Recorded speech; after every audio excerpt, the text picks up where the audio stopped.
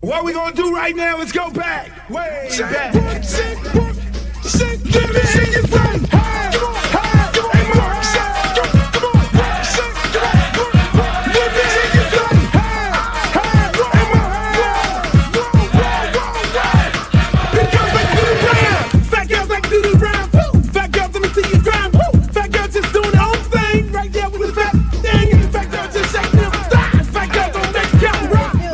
Baby. What's up? I thought you was gonna start hanging out with the big girls again. What is all this trash?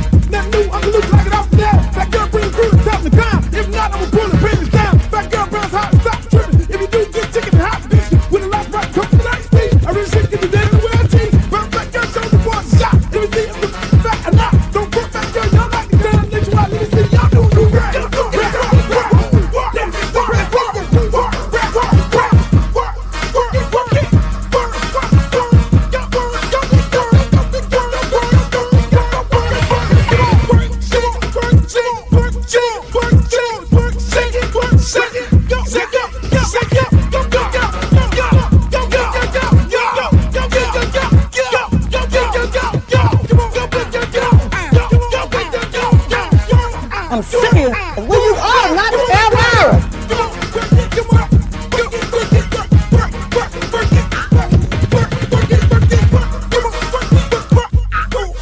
Oh, not a Britney Spears. Hey, how you doing?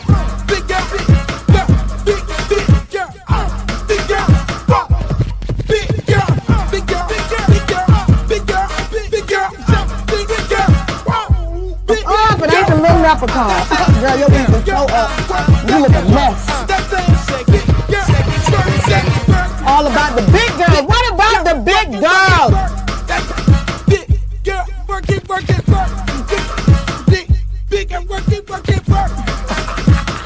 Big girl, you can suck all the fat off your ass. Ooh, straight up. Go big girls, go big girls, go big girls, big girl, big girl, big girl, big girl. Hey, Streeter, I think I might sing that song at Jazz in the Gardens on March 8th. Big girls, just bring on the stage like 30 plus size big girls shaking their ass with thongs on. With thongs on, Streeter. I dare you. You dare me? I dare you. Okay. This is what we're gonna do. All the big girls who live in Miami, or if you live anywhere around the world, because you know we all over the world, I want you all to send me a video request of you in a thong, and I want you ladies to do the following. I want you to send your video. And be prepared to come to Miami on March 8th and I want you to get on stage and perform in the front of 60 to 40,000 people at Jazz in the Gardens with me. All big girls. I want all fat girls. I don't even call y'all fat. This is the Valentine's gift from yours truly, Uncle Luke. I want all of y'all to come there because we're gonna put you on stage with thongs. I want all the voluptuous. I want people to recognize what a real full figure, beautiful woman looks like in a bikini. You don't have to have a thong, just have a bikini. Streeter, and you don't believe me. I don't believe you. Streeter. I ain't buying it though. Obviously, you have not went to any of the Luke shows. I guess your mom didn't allow you when you were a kid to come to the Uncle Luke shows because I do push an envelope, my brother. I push the envelope, Streeter. I've been to plenty of them. Really? Name your show. Let me certify you as a. See, they got the Beehive. They have the what the other girl, the little skinny girl who date Travis Kelce. They got the what her name? Taylor Swift. The Swifties and all that. They got the the honeybees and everything. Listen. What you got? The Shones? No, I got the thoughts. What you got? What you got? The Shones? The Luke girls. I got the Luke girls. You know, I'll tell you a whole story about the Luke girls later on, but you don't believe me. I'm gonna do that. Hold on. I told you. I was in Beaufort, South Carolina. Y'all came through, and the Luke girls had lifesavers on a stick. Oh, and they was taking the lifesavers on the stick, and they was sticking them in themselves, right? Sticking them in themselves, performing, dancing like strippers do. Sticking them in themselves, and they handed the lifesavers to them country niggas in Beaufort, South Carolina, in the crowd. And them dudes started eating the lifesavers, and I was like, oh, and then I sung the song. Then I sung it, hey, and you were like, that's my dog from the crib. That's how we do it at the crib. That's my dog, and you just rode them old country bumpkins for a whole month. I know I wasn't eating on them lifesavers. I was like, nah, we ain't doing that. hey, before we start up, ladies and gentlemen, welcome to the Nasty Work Podcast. It's yours truly, Uncle Luke, and my main man Streeter right here. We do this thing Monday, Wednesday, and Friday. I know we missed Wednesday because I got a little tied up. You know, every now and then I get tied up. You know, so it's best when it's my weekend for my son to be here, so I don't get tied up. You know, but no, I really didn't. That didn't happen because I'm trying to be single and not get tied up. People want to tie me up, but I'm not going to allow that to happen. But we'd like to welcome you all to the show. Hey, it's a beautiful thing. You are in the comments. We are live right now. You can post your comments on there. We're on 6 different platforms. We're on Streeter, everywhere football field is located at.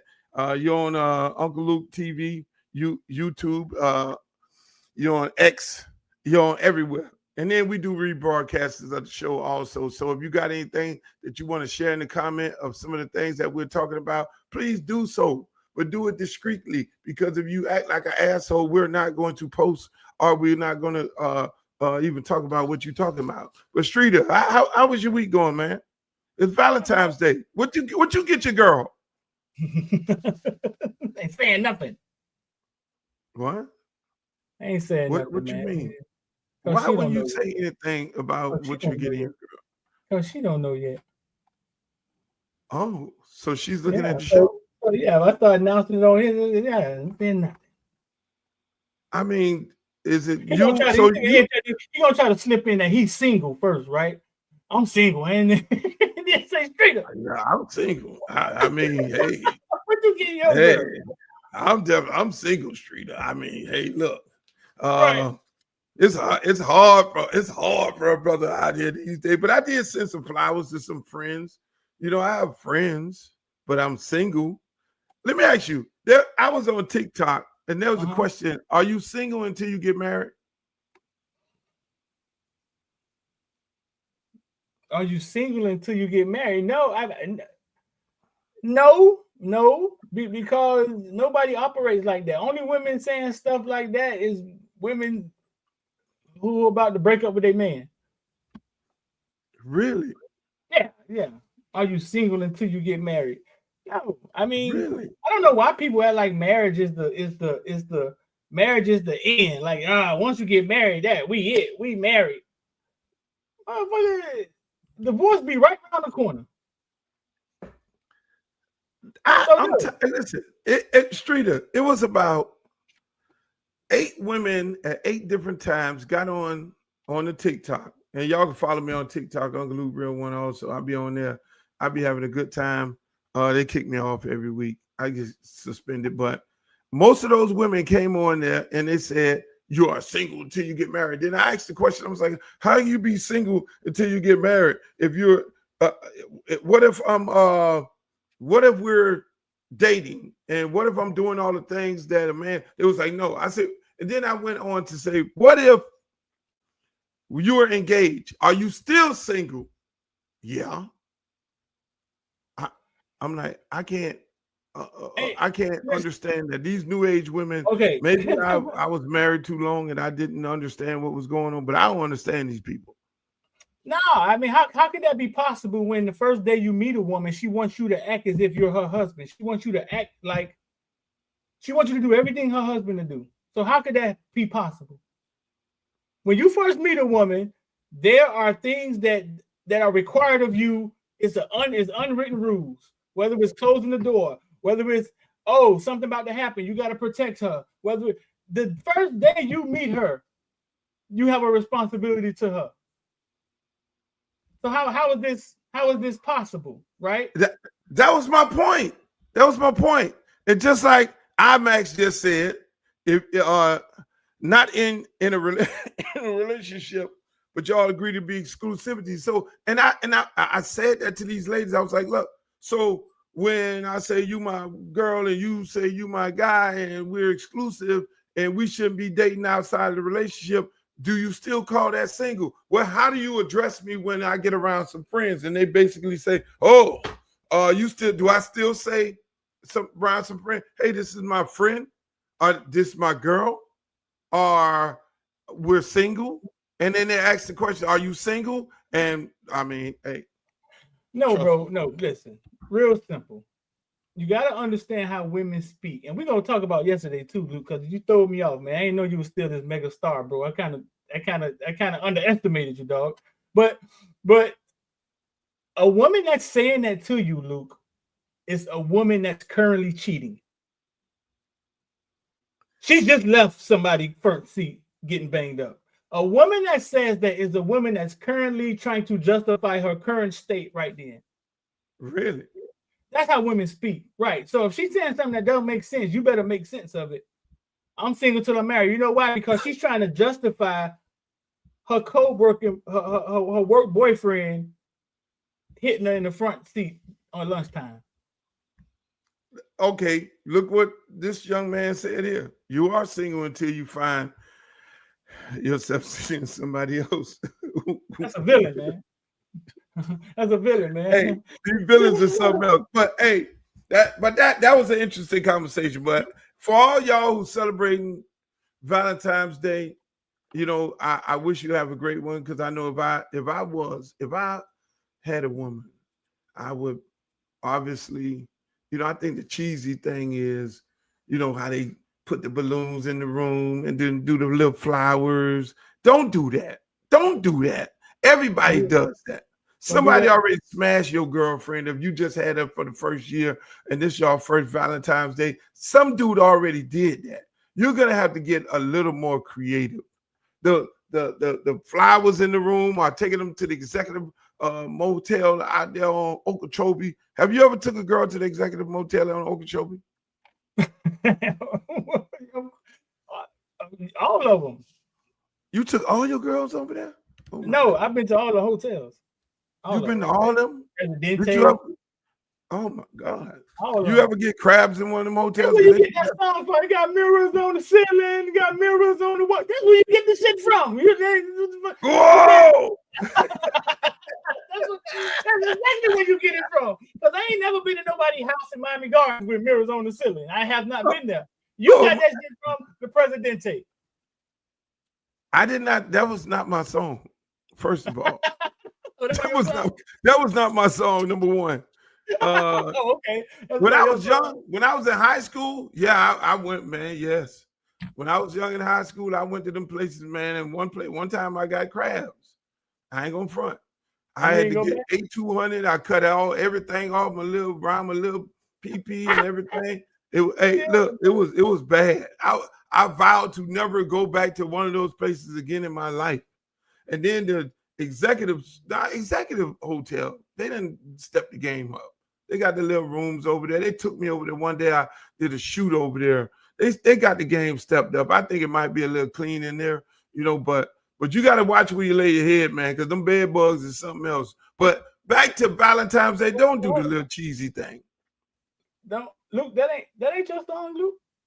Whose song is that? I got mirrors on the ceiling. That ain't your song. Ask the villain. Ask the villain. Whose song is that? That's not Uncle Luke's song. I got mirrors on the ceiling. I got mirrors on the wall. I got mirrors in the bathroom, so I can see. That's like Big Ace or somebody. I don't know. Sound like Jam Pony. Sound like a Jam Pony tape. Man, that sounds like. That's out Big Ace Jam Pony. God bless all the brothers, man. So listen, yesterday we went out, had a meeting in a nice little area, right? So me and Luke conversating in the public, right? And then the happy women start walking up. They want to take pictures, and they be so happy to meet though, right? You say that's Jam Pony Express. The Jam Pony Express, that's crazy. And they walking up, and I'm saying to myself, damn, some of those still mega, you know what I'm saying? He's still a mega star. I thought I could just sit out here and talk to him in public without people walking up, wanting to take pictures and all of that. I underestimated you, dog. Hey, listen, man. A lot of people have a tendency of underestimating me. I mean, hey, Streeter, see, we hang out, and that's what happens. We hang out. The places where we do go are places that, like if we go to Smoke on the Water, shots out to Smoke on the Water. I have Jason Teller, part owner of that cigar bar in Weston. I go to cigar bar over there, another place I ain't telling y'all because I don't want some of you people going there. But those people know me. I'm a regular there, and we all are regulars. So I don't really get bothered when I go to places where I'm a regular at. But when I go in the public, and that's why I take so much, all my friends be like, yo, come on, let's go to Hard Rock. Why you can't go to Hard Rock? It just takes too much for me to do that because I'm still somewhat of a entertainer. And then I have to sit there and take pictures while the people turn my friends into cameramen, and it's a thing, man. I mean, and don't get it fucked up. It ain't just old ladies. It ain't just 40-year-old. No, it was young girls. It was young boys. Yeah. That blew your mind, huh? What blows my mind is how happy they be. They be so happy. It's almost as if they just remember that one night you was in a city, and you know what I'm saying. For some reason, they love happy. Like it's not how happy they be. Speaking of happy. Listen, Streeter, I pulled a fast one on you today. I contacted my good friend because he's in the news. He stays in the news, and he's did an exceptional job at the University of Colorado with my main man Prime. Now this is like my brother here. I pretty much brother, nephew, not nephew, brother. This is not nephew. This is my brother. This is my little brother here. Because when he came to Miami, I had to take him up under my wings, Streeter, and show him the ropes. Even though he stayed on my boat And we can't tell the boat party stories. Well, he had his own boat parties. See all this yacht life that all these people are experiencing right now. Yeah. Me and this guy here, we've been did that and bought the t-shirt. So it don't fascinate us right now.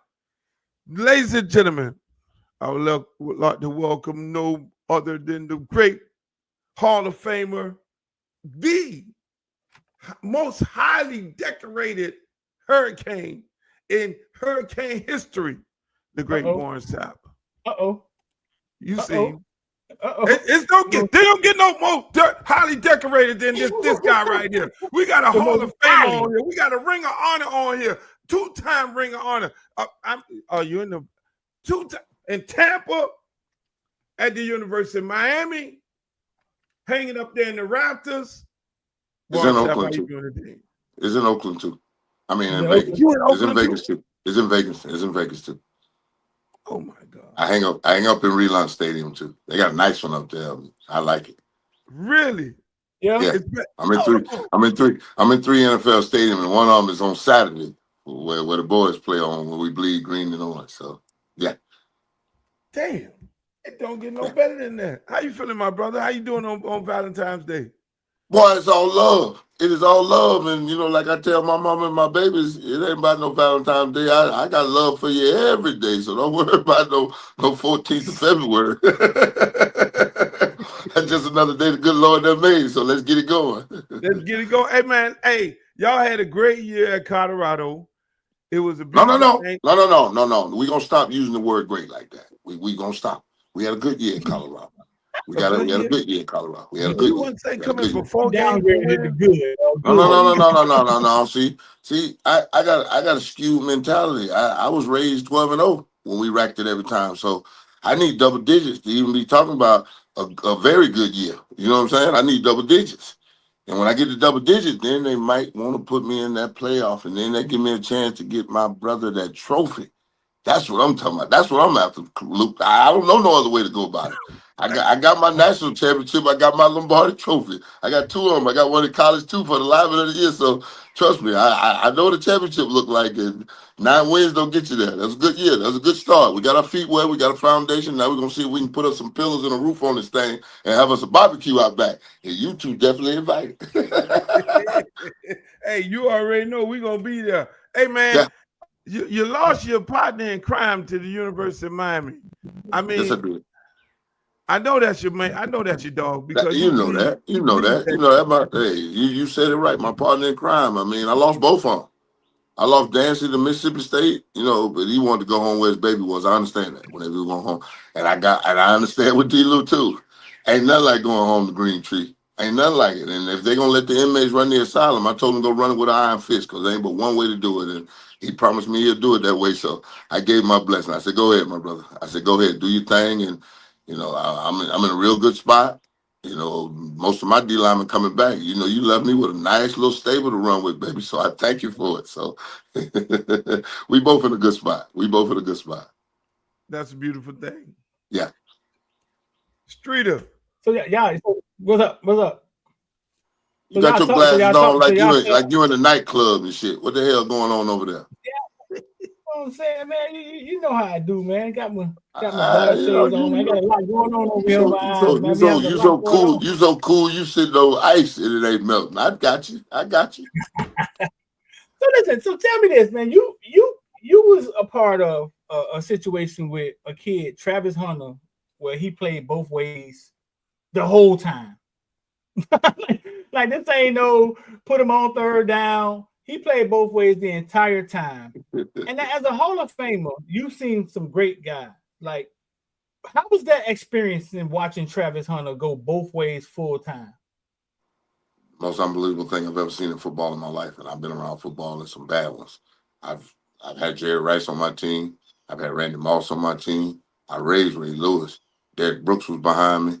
Rondé, Simeon Rice. I've had some bad mothers with me. Dog, I think it was week 2. And I had a preview because I went to the TCU game the year before, the first game when he made that pick on the goal line. That was my first introduction to him. Man, week 2, we in this thing, dog, and he running around his mother. run a 9 route. He covering the DB, and he covering the receiver, and the receiver want to make a play for this Travis. You want to make the play. They go up, fight for the ball. They don't get it. He jump up, pissed. Travis jump up, smiling, laughing, turn around, run back to the huddle. We switch sides.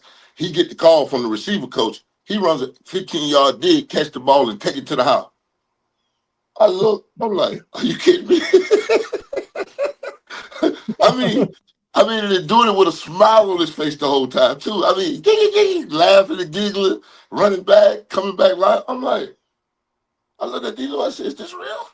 Because I know I was a dog in practice. Man, runs circles around me. Circles. That's a bad boy.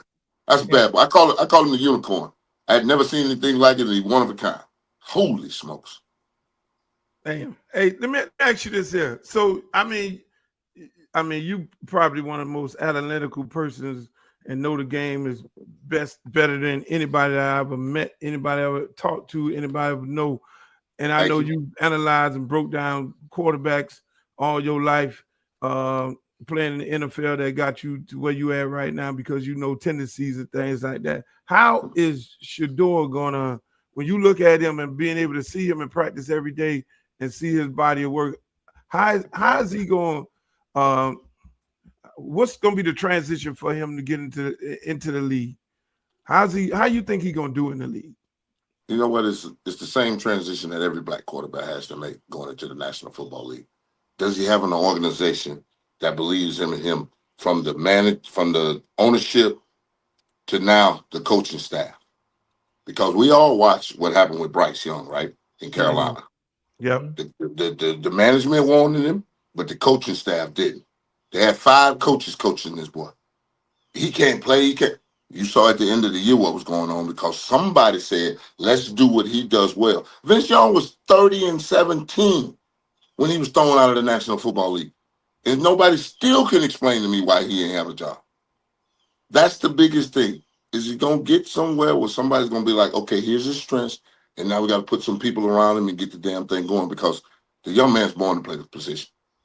Come on, let's not play this game. You don't complete 70% of your balls without an offensive line, then come back the next year and put up another almost 40 touchdowns with a freshman playing left tackle and a freshman that grew playing left tackle. That ain't an easy job. when you want to run, make you a Heisman run, and they won't even put you in consideration, and you the best thing going. And then when you hit his, oh my God, I'm gonna be nice, McShay. Give his critique. Come out. I don't see much difference between Dart and Shedeur. Oh. What the hell did you just say? Does that even make sense? And then you get into it like, well, everything Shedeur is doing is east, west, and this and that, but the end result is a completion 70% of the time. And then he goes over to Dart, and then he says, well, Shedeur is the best pure passer in the draft. Okay, let's just pure passer. Okay, now let's go over to Dart. Yeah, Dart's trying to do this and trying to do that and trying to get up in the pocket and trying to keep the drive going. I said, yeah, one quarterback trying to do and the other one is doing. And it's the first year I saw some maturation in Dart. So the first time Dart wanted to listen to one of the best play callers in the NCAA and Lane Kiffin, who I've known since he was 18 years old, we finally seen some maturation in Dart. But you comparing him to the best pure passer and you don't see much difference? Man, turn in your damn scouting report, man. Stop the bullshit. Whatever you talking about, make it make sense to yourself before you come in front of the world and say that shit. It didn't make sense. No. You said something interesting. You said black quarterback. We've seen great black quarterbacks come out of college, but what happens in the pros to where you have to say, well, if an organization gets behind this guy, or what's the difference? Okay. It's like having a pretty girl. And, some people say you show me a pretty girl and I'll show you a dude running from her. If an organization is not going to implement systems and people around him that can help this young man, it's going to go to waste.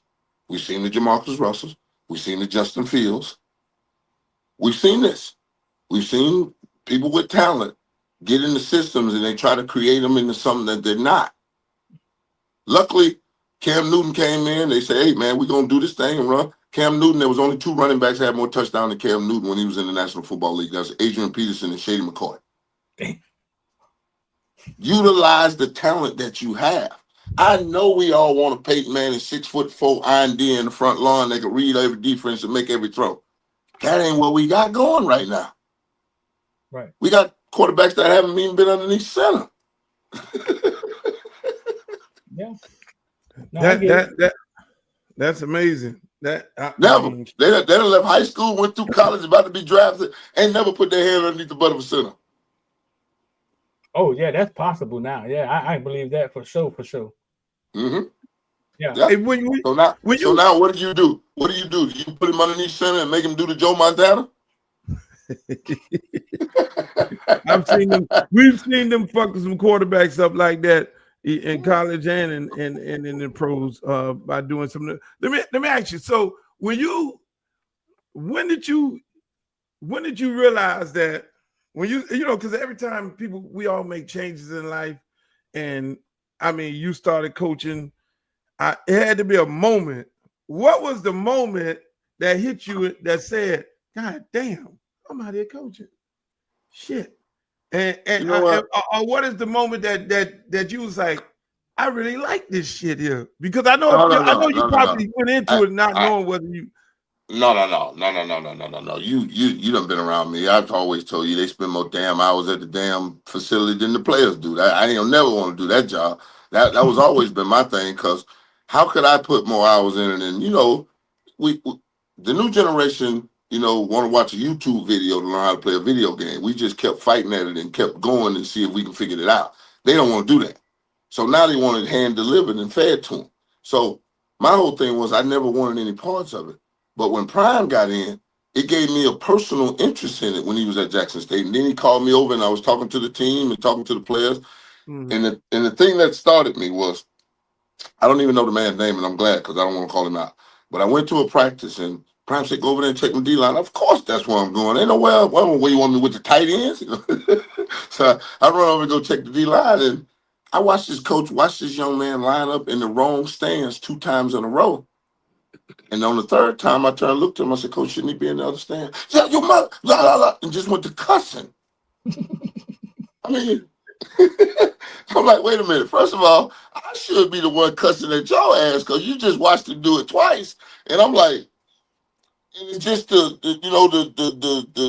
detackle in me that his feet got to be the other way because if it ain't, he gets turned over. So I say, shouldn't his feet be the other way? Oh, your mother, he just went to cussing. And I just turned and walked off, and I went back to Prime, and I went like this, and he looked at me, he said, what's the matter, big fella? I said, he's not coaching. He's cursing. That's not teaching. That's not instructing. That's just cussing. That's all he was doing. And I couldn't take it. And you know me, I cuss like a sailor. I give a sailor a run, at any moment sometimes, but it really struck a chord in me, and I said, I can't come to Mississippi. That's death to me. It's an 81-year-old black man's a boy in Mississippi. I can't. No, you ain't. No, you're not about to talk to me that man. So when he got the spot in Colorado, that's when we made the force together. He said, "You go get your thing. I got a spot for you." And ain't nobody was looking for me to get me off the couch. And I'm like, he said, "Only thing you got to do it. Call me on mine." So we put it together.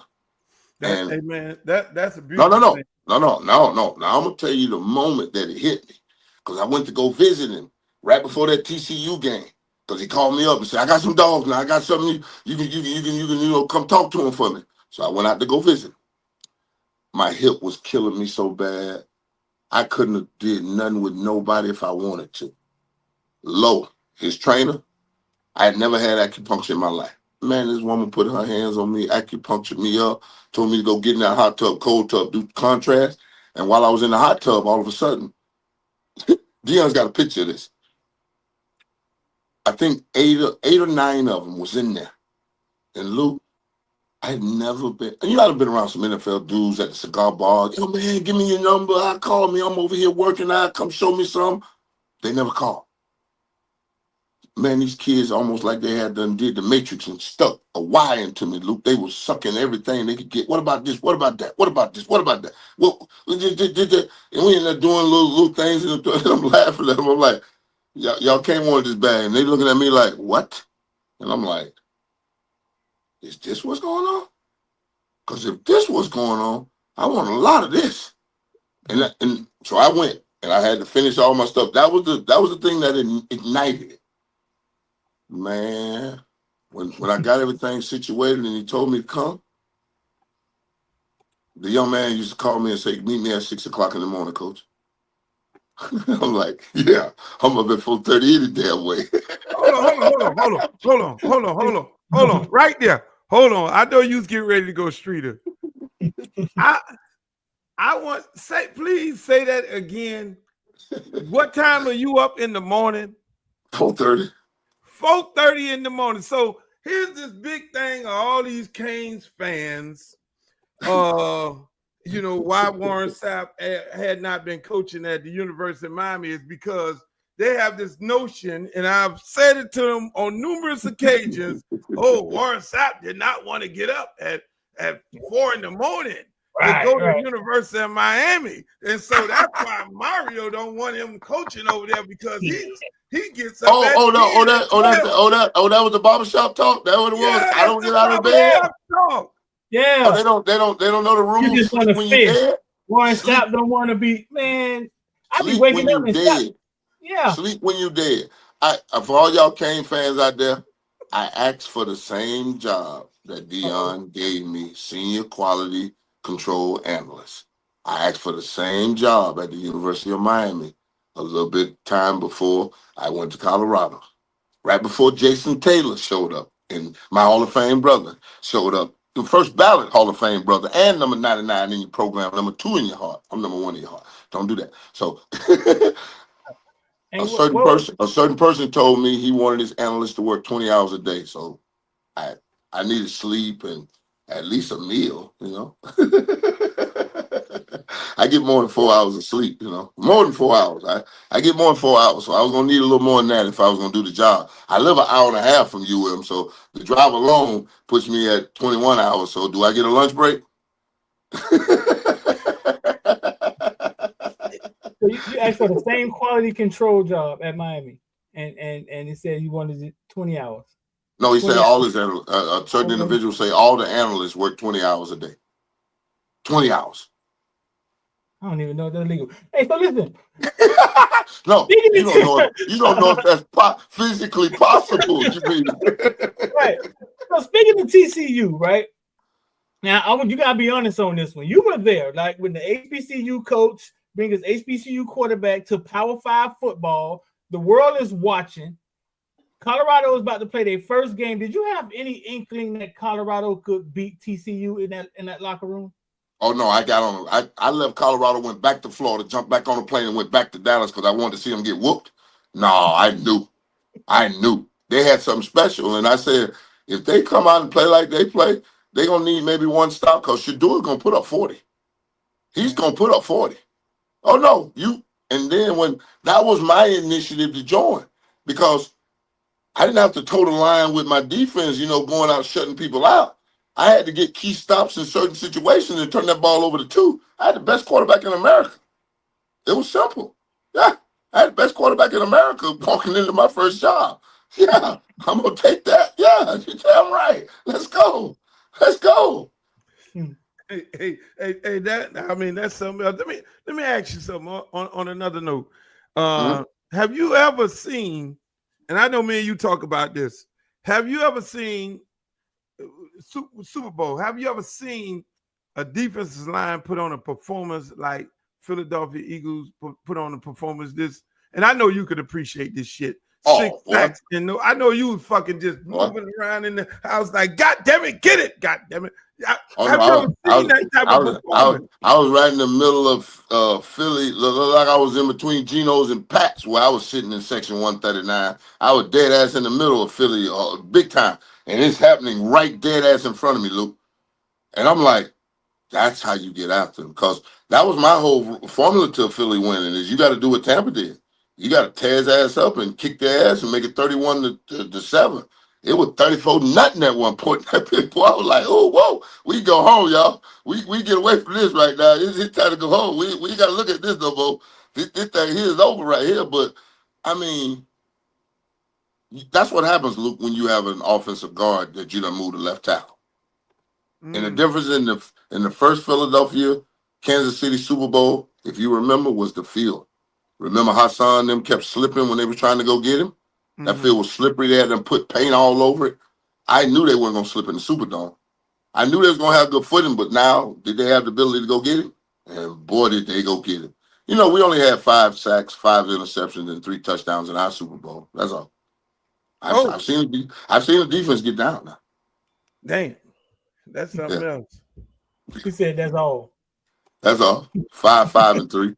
5 sacks, 5 interceptions, 3 touchdowns on defense alone. So y'all outdid that defense, that defensive line?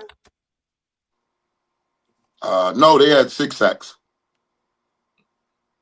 But I don't think they had 6 sacks and a much more mobile quarterback. Yeah. Damn, that's something else. They were good. They were good, but we were legendary. Hey, I got a question from the chat. They say people want to know what's the University of Miami getting in a D-line coach from D. Lou? Oh, fundamentally sound, tyrant that gonna run it with an iron fist and understand the game inside and out. I mean, the inside will be solidified. I mean, that, and there's no difference between a 3 and a 5. It's just you're on a guard and you're on a tackle. He's gonna teach the fundamentals of the game as he's always known. I mean, we talking about a young man that went to the National Football League, went all the way to the Super Bowl, and then went to the Seattle Seahawks and got his chops up there with Big Hurt, who's now a world champion. So trust me, y'all in good hands. Y'all in good hands. That's a great thing. Hey, so I wasn't happy to watch him walk out the door. I cussed him on the way out. I cussed him, but then I kissed him. I cussed him, then I kissed him. You gotta cuss him. I'm the OG. I gotta cuss him. You leaving me. Because you leaving me. You're leaving me. I had to cuss him. Then I kissed him. Oh my God! Would you ever coach at the University of Miami? I asked for the senior quality control analyst job.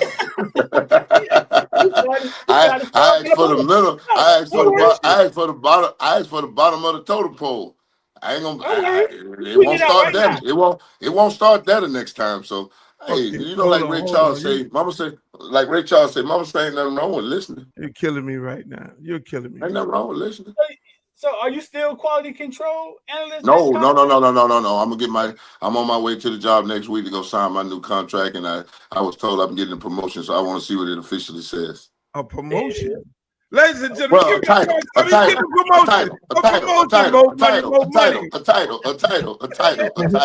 No. With promotions come I mean, anything is a promotion from the senior quality control analyst. That's a mouthful in itself. That is. Listen, hold on. Hey, Streeter, you hear Streeter? It is. How long did that last? How long? Almost 3. Almost. If I get to April 1st, that's 365 days. No.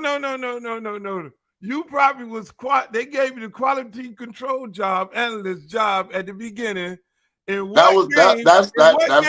turn to start coaching? No. I had GA and senior. I had a slash. I was GA / quality control senior analyst, and then they changed the rules so they was like the GAs and your senior quality control analysts can coach, and I didn't have to go to class no more. So they swiped off the GA off of it, took away me going to class, and then I could coach. I'm like, what a wonderful situation. Thank you, NCAA. That's beautiful. I wouldn't mind going to class. Ain't nothing wrong with learning something new every day. But shit, I just get to teach now. But they let the bat out of the cage. It was over there. Come on, baby. I get it. You done see me, Luke. You done see me, Luke, when I get me one of them D linemen in front of me. What we gonna do? Come on. Know. People don't realize this man been coaching forever. Street. He would come out to the school and start coaching them dudes. I remember this this one thing he told one young man. He was like, "Man, take the motherfucking gloves off, man. You need if you're gonna put gloves on, they need to be shiny. So when you go wax on and wax off, the whole lineman, I go here, then you hit him with the. I was like, oh Lord, flash them, baby. Who don't like head and hands? Put your hand up. That's what I tell them all the time. You gonna give it to them. They going for it. They fighting. I tell the girls, just give me a head, don't give me hands. Listen, man. Don't make me get nasty. You don't like your nipple rub? You don't like your nipple rub? You don't like your nipple rub? You don't like your nipple rub? You don't like your nipple rub, Luther? Come on, Uncle Luke. Uncle Luke, you don't like your nipples rub? You don't act like that. Only one work, man. Only one side work, though. Only one side work. So listen, Sam, coming out of Apopka, right? You was coming out of Apopka. No. Let's get it right. Hold on. Don't have my grandmama roll over in her grave. I came out of Plymouth. I went to Apopka. You came out of Plymouth, but you went to Apopka. Yeah, it's my high school. Apopka is the high school. Apopka is the high school. If it was 2025, how much Miami would have had to pay you in NIL? Like, what do you think you would have been worth? All right. Can we stop with the screaming of NILs, brothers? Can we get to the gist of it? NIL is the Trojan horse. What's inside of it? Talk to the collective. The collective. Yeah, the collective. Mm-hmm. That's where the money comes. That's what's coming. Because the NIL would be your name, image, and likeness, right? Mm-hmm. So that would mean Coca-Cola, Pepsi, Sony, Mercedes-Benz, Sony, right. TCL, the TV people. So what can we call it? What a commercial if you ain't see Dion and his sons? what a commercial? No. You tell me what a commercial is. I mean, Cam Ward is the greatest quarterback ever to put on the orange and green and don the U on his hat. How many commercials did he have? How many NIL deals did he have? He should have been plastered. He should have been plastered all over Dade on 95, 395, 195, 826, 836, the Florida Turnpike, the Golden Glaze Interchange. What I miss? Oh no! The train. What it is? Boy, up and down the Bright Line, killing people. Bright Line. Hey! I said that, and they wanted to shoot me around here. I said that. I was like, hold on. If you look at what y'all are doing in Colorado, if Cam Ward would have had that same energy, I think it would have been the numbers would have been a lot different when it came into the Heisman Trophy race. I don't know if he'd have won it with the two-way guy, but then with your you can't beat the unicorn. But you can't beat the unicorn because when you talking about a man that played, what's that, 400 and some more snaps? How many games is that? That's like 5 games, ain't it? Yeah. Yeah. So then played a season and a half with the number of snaps, but we could have had a campaign. What was the campaign? Right. Yeah. The greatest quarterback that ever went to UM. It ain't even funny. The man went into 5 games, had 18 touchdowns, 2 of them running, had 20 touchdowns. I was talking to Gino about it. I said, Gino, he's the greatest quarterback we've ever had at UM. It ain't even funny. And he ain't through a half a year. It's over. Yeah. Gino Toretta? You told Gino Toretta he's the greatest quarterback? Yeah. We don't hold punches. We don't hold punches. Gino say up to through 6 games. I said, what you expect him to fall off to keep his game? No. You expect the hurricane to come through? You expect a real hurricane to come through and stop him? Because if it don't, this boy finna put up 40 touchdowns in this thing, man. Yeah. No. Damn near 40. Yeah, he's gonna do it. And what does he leave college football as the greatest touchdown thrower ever? More touchdowns than anybody else. Listen, y'all heard it from the most highly decorated, the greatest hurricane in the history of football. Tell y'all right here on Nasty Work that the non-college football Hall of Famer. The non-college football Hall of Famer. Yeah. He said that Cam Ward is the best quarterback ever in the history of the University of Miami. Ever. Put who you want to put up? and then he tells it to a guy who won the Heisman Trophy, Geno. Yeah, my teammate, my quarterback. I love my quarterback, but he don't stack up to that. Can you imagine? Can you imagine Cam Ward having Lamar Thomas, Horace Copeland, K-Dub, and Spence? Hold on. It would have been worse if he had a defense. If he had a lot of 3 and out. Stop. I'm not gonna go there. Don't do that. I didn't see none of it. I know you ain't gonna say that, but I didn't see none of it. I didn't see none of it. I was watching mine. I don't know. I don't know what happened. That'll put him on the field a lot double. That'll put him on the field at least. At least double the amount of times that he was on the field if he had a lot of 3 and outs. And we're not gonna bash nobody. We ain't getting no. I didn't see it. I didn't see it. If I didn't see it, I don't know what we're talking about. I just saw the score. That's all I saw. Yeah. No. I saw the game. I had to, I thank God for the networks because they would allow me to see Colorado at one time and Miami at another time. And I think it probably was one game where I had to have 2 TVs going on. So I had to keep an eye on both of y'all ass, because y'all my guys, Prime and you and all y'all. I got to watch y'all. I got to see what y'all doing. And ain't nothing wrong with that. Watching Miami at the same time. Keep a watch for it. But if we, I'm just saying, not that, I'm just thinking while you was talking, if we had more stops on the defensive side of the ball, that means he'd have been on the field more. And it would have been, his numbers would have really been insane, huh? Boy. Because it's about going 3 and out. It's all about going 3 and out. 3 and out or get the ball back. That's the way you call it to your defense on the way to the field. 3 and out or get that ball back. Let's go. Oh my God. That would have been, Jesus. It was something to watch. Stop, listen, y'all faced Kansas this year and Devin Neal with 37 carries, 200 yards versus y'all, right?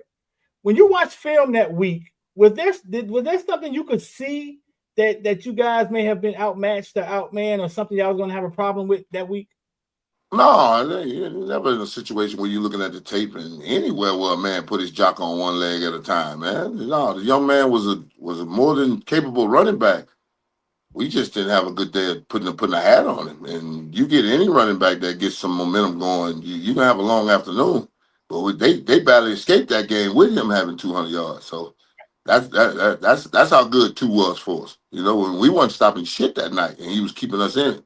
And the only thing we had to do was get one more stop, and we win that game. But it didn't come out our way. And hey, we used to give it up to the quarterbacks. We was giving up 80 rush yards to the quarterbacks. We were happy when the quarterback running. Damn. Hey, we were trying to put fill this thing up, early in the year. Streeter, don't do me like that, man. Drag me back to that one night when that boy was getting down. You saw what that boy did to Shador. When they break down your hitter, boy, it sends a shock through your whole team. We had a bunch of young fellas out there in the bright lights late at night. It got a little scary, but it was a learning experience for us. It really was for everybody involved, and we became a better football team because of that night. That's something special. Let me ask you. I know you got the thing going on in Okeechobee, and you probably can't talk too much about it. We saw a whole bunch of footage of it. I don't know. Street. I think the footage do all the talking for me because like me, I you know what, Luke? The thing for me is when you take the emotions out and sleepless nights and I'm worried as hell that I gotta call Prime and tell him on my way out of jail and I don't have footage and just get out and everything I worked for in the last 2 years could be gone in the blink of an eye. And I had no control to stop it at the time while it got going on, or then to be able to get a resolution from, a supervisor or something that says, yeah, that's right. You didn't do anything. We shouldn't have you in this car. We shouldn't have handcuffs on you. But yeah, man, you know that says a lot about Prime. You know, I know we haven't talked that much about him, and you coaching with him, and just mere fact that he gave you opportunity. You know, when a lot of people haven't given you an opportunity, can you talk about that? Yeah. The thing it is that I love Prime like cook food, because my brother reached out for me and said, "Get on your path, and I got a spot for you to land."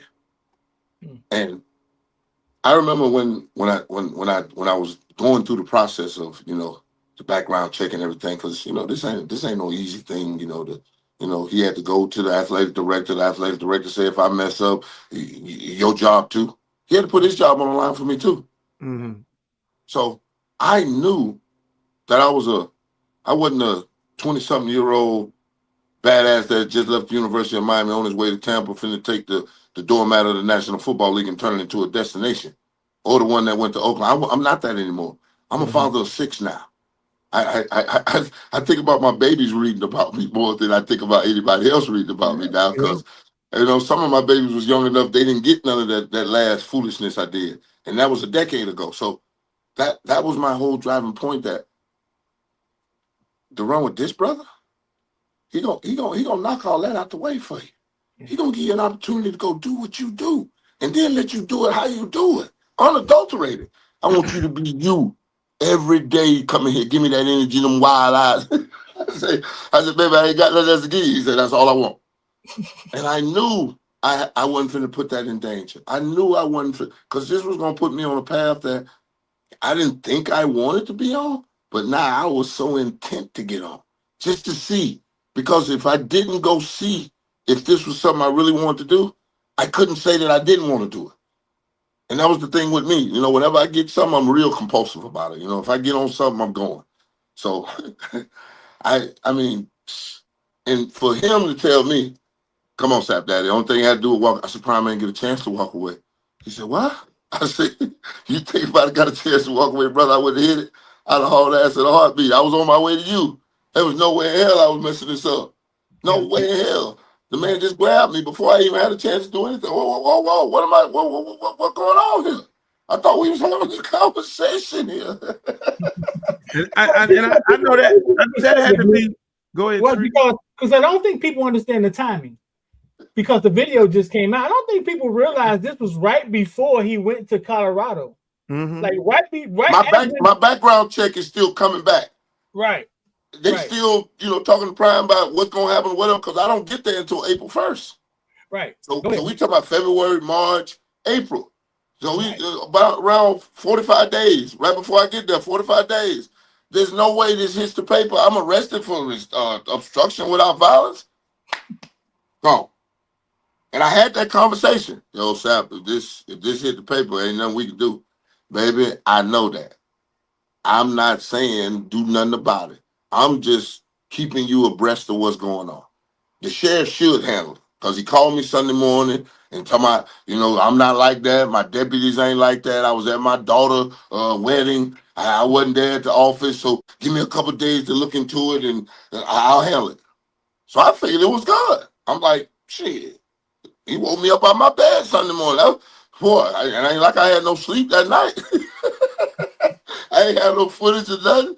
I'm waiting on the sports center, the ticket to come on my ass. Damn. Hey, I done been here and done this before. This is not cool. I know that had to be a hard conversation after you already know you went through the process and everything, to get on the phone and tell Prime what happened. My God. And I'm driving away from the jail. Right now, I got my phone. I'm like, I gotta call him. I mean, because I don't know when this finna hit, you know? Right. The last thing I would want to happen is for Rick George, the AD, or some newspaper reporter or something. He had some function or something going somewhere. Well, did you know Warren got arrested? And he don't know, and get caught off guard. You see what I'm saying? Right. But the one thing I truly believe in is asking for permission is way better than begging for forgiveness. So I'm going to keep you abreast of everything that's going on in my life, because I ain't got no problem with a boss. My mama 80 years old and don't play. That's just how I was raised. That's the way you do it, you know? Yeah, you do it the right way, and I kept him abreast, and he made me feel calm about it. I don't worry about stuff, Daddy. Yeah, ain't no good. Just nothing.